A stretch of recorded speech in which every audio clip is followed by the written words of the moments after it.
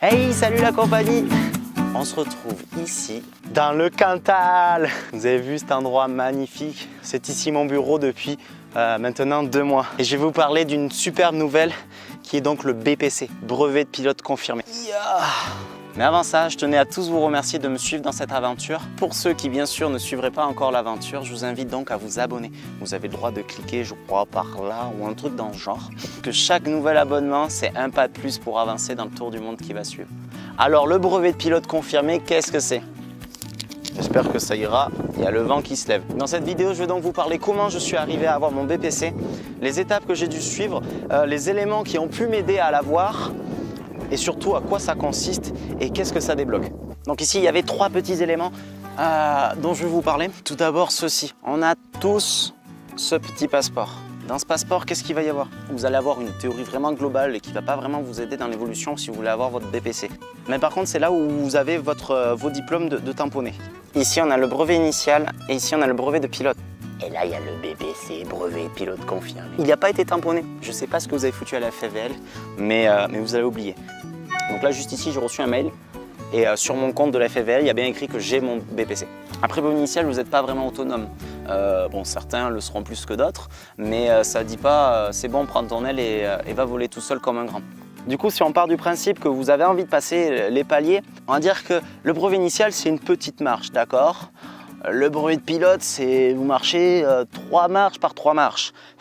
Bon, par contre, BPC, c'est des paliers. Et ça se passe plus pareil. Vous n'avez pas juste le droit de faire du QCM. C'est un petit peu l'erreur et c'est un petit peu ce que je vais essayer de vous conseiller. Je vais vous donner des applications pour apprendre, on va dire, quelque part les QCM un petit peu par cœur, mais c'est pas ce qui va vraiment vous permettre d'avoir votre BPC. Au début, j'avais pas ce petit bijou de théorie. C'est le carnet du vol libre donc qui est fait par la FFVL. Vous avez vraiment tous les éléments. Vous avez énormément de théorie. Un autre outil qui, lui, est vraiment superbe, qui s'appelle... Oh, je suis assis sur une fourmilière. Vous avez ce petit carnet là que vous pouvez trouver sur le net. Je vais vous mettre le lien dans la description. Ça, c'est par exemple une question ouverte. Vous entrez dans une forte ascendance qui augmente franchement l'assiette de votre aile. Quelle est votre réaction en termes de pilotage afin d'exploiter cette ascendance et pourquoi? Et du coup, ce petit livret là que vous pouvez trouver sur internet va vous expliquer en fait tout le cheminement et bien sûr comment formuler et construire un petit peu sa réponse. Chose qui m'a énormément servi.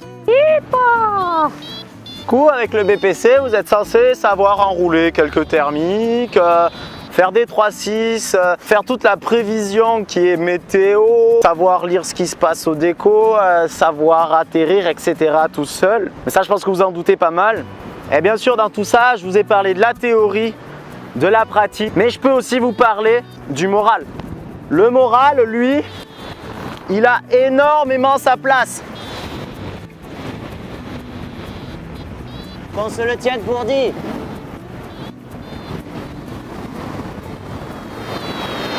Oui. Hop.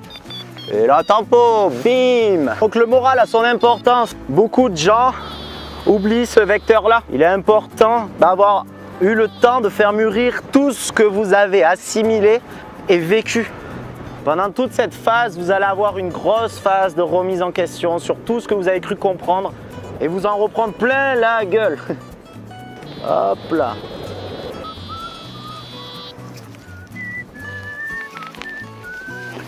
Hop là.